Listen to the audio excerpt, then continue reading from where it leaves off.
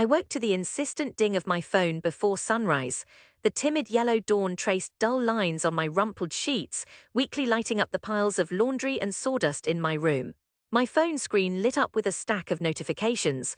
It took me a moment, blinking away sleep, to recognize the names: high school friends, cousins I rarely spoke to, even my brother's girlfriend. I thumbed open the first message. "Hey man, seen this? Lol." There was a link to Instagram. I felt my stomach twist tight. The video was shaky, but I instantly knew the hunched shoulders, fiddling hands. My uncle's garage, the harsh bulb overhead, my half-finished guitar braced on my lap. Someone, Steph maybe, or her friend, had filmed me working head down in my little messy world. The caption: "Meanwhile in LA, my cousin is still convinced he's gonna be the next Stradivarius # Guitar Hero delusional # dream small." My uncle's voice burst out in the background, big and brash. "He's been wasting years on this shit.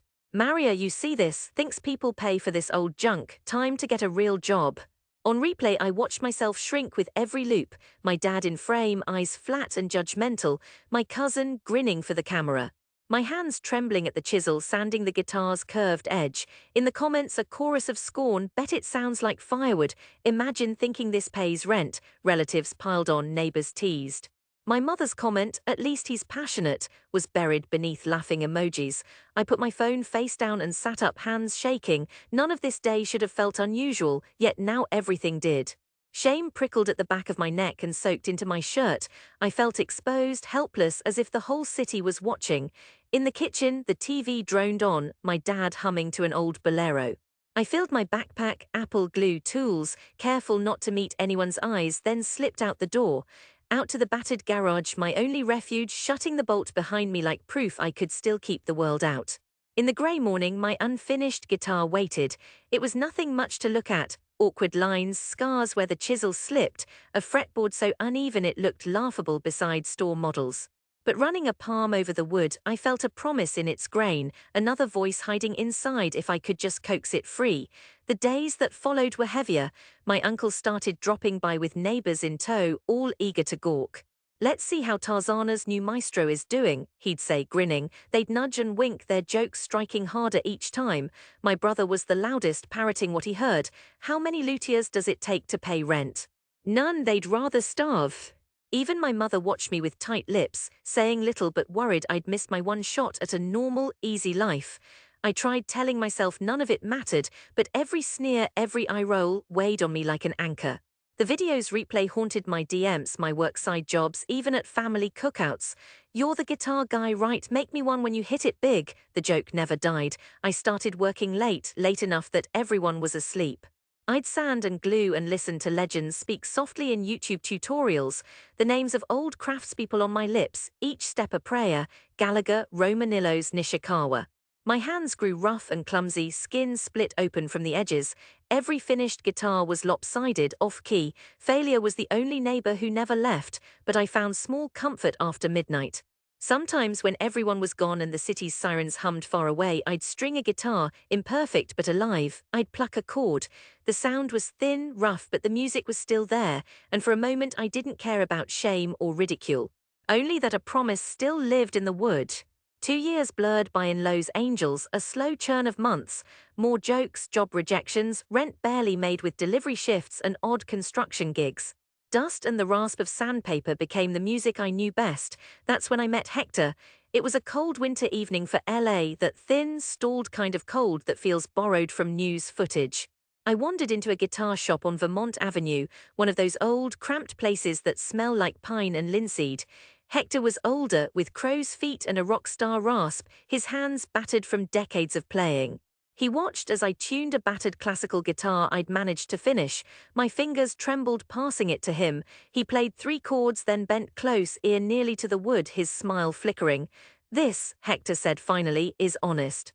The intonation needs work, but this is real Mijo, real hands. Don't let them steal that from you." It was the first honest encouragement I'd heard in years.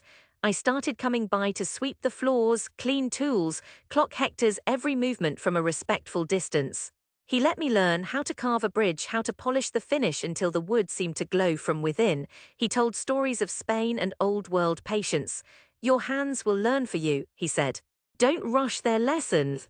Hector became the little light I'd forgotten I needed. Months passed, and sometimes when a guitar was finished, he let me carefully write my initials on the soundboard, not as a master but as a real apprentice. We donated a pair of my guitars to a school for the blind. Kids held them, strummed, laughed. For the first time I understood it wasn't about proving anything, it was about what you built for others. Then the orders came. Slowly, first a teacher, then one of Hector's old friends. A session guy bought an old guitar and raved about the tone online. Each email or text felt like lighting a candle. Bit by bit, the old noisy ridicule from family faded, replaced not by applause but by a gentle hush, a small, real pride. Still, the past never let go completely. At family gatherings, the viral video surfaced alongside worn jokes. "Sell one of these for more than my sneakers yet," a cousin would say, but things had changed. I stopped flinching. Finally, I saved enough for a small, shaky studio in Boyle Heights. It was barely wider than a hallway, but it was mine. I hung up my best guitars, best pieces. Here, the world quieted. For the first time, the tools outnumbered the doubts. A turning point came on an exhausting afternoon. I was sanding the fretboard of a baritone commission when I got a call. One of the city's favorite indie musicians wanted to buy a guitar, said she'd seen a video Hector posted online. When she showed up, she bought 2 pieces, filmed an unboxing, praised my careful touch and my soul for sound. Suddenly, my inbox was a flood: artists, collectors, curious strangers. It felt unreal, but it was finally real. I grew busier, too busy to scroll my old DMs or read the shadow of my past. Then, a Grammy-winning blues artist reached out, seeking a custom instrument. We met in a rehearsal room, hands busy over sketches, real vision passing from musician to builder. The project took 5 months, nights of failure, hands splintered and dry. When I handed him the finished guitar, he wept, cradled it like a child. "This is my angel," he said, and told every camera and magazine the story. My name landed in liner notes. A magazine called, then a spot on TV. The buzz was real, and for the first time in my life I was paid, enough to live, enough to keep going. The old shame grew small, faint noise behind real music. My mother called in the spring. "Anna's getting married. Everyone will be at the house. Bring your guitars if you like." The invitation was soft, uncertain, but hopeful. I hesitated. The old wound still fit too neatly, but I couldn't shake the feeling that it was time to return, not for pride, but to show what I'd built with all that brokenness and stubborn patience. I packed my best pieces: a rosewood back, a light spruce, a wavy maple, all carefully tagged with my name, year, and the phrase I'd come to love, built by hand. Driving back, the city's memory pressed in: smog and sweet roasted corn, neon haze, the same winding streets as always. Inside my uncle's house, wedding music swelled and laughter bounced between rooms. My father looked older, shrunken. I waited by the door, cases at my feet, heart knocking in my ribs, feeling again like an embarrassment waiting to be confirmed. Cousins started the jokes first. He brought his woodshop, show and tell guitar star, the old dance. This time I felt neither small nor angry, just patient, tired of hiding. Anna found me radiant, dragging me outside. "Bring your guitars," she insisted, pulling me to the patio where a friend's band played. I opened a case, laid the maple guitar in a stand. The sun caught its curves, setting the wood glowing gold. At first, no one cared. Then Anna's fiancé picked it up, played a simple chord and froze. He handed it to the band's guitarist, who put it through a run of progressions, eyes going wide. "Bro, this wood, the tone, it's unreal. You made this." I nodded. For the first time, pride didn't feel heavy, it was clean and quiet. The circle gathered, curious cousins, old friends, even my uncle drifting in, his laughter stilled, face uncertain. The band played a new song, soft, layered, a mix of blues and Spanish oldies. My guitar's voice filled the patio. That's when everything tipped. The bartender filmed a video captioned "Homemade Magic in East LA" and shared it.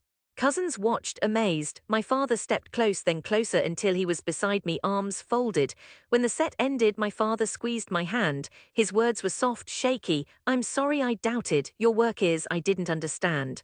I'm proud of you." A flush of warmth replaced every old bruise. The guitars passed from hand to hand, classmates, neighbors, even the uncle who'd laughed the loudest. "Maybe you'll make me one for my birthday," he muttered, half joking, half awed. I stayed until the end, laughter and music spilling down the block. No one made a video to mock me now. The old viral shame was replaced by the sounds of music made from my hands, my heart. In the truck heading home, I ran a hand along an unfinished fretboard, feeling the scars, the weight of 10 silent failures tumbling into one new song. As LA's lights bled across the windshield and the city breathed around me, I promised myself I'd keep going, keep building, keep listening to the patient music inside wood and memory. And if they laughed again, let them. The only sound that mattered was the one I'd learned to make for myself and for all those listening finally with open hearts.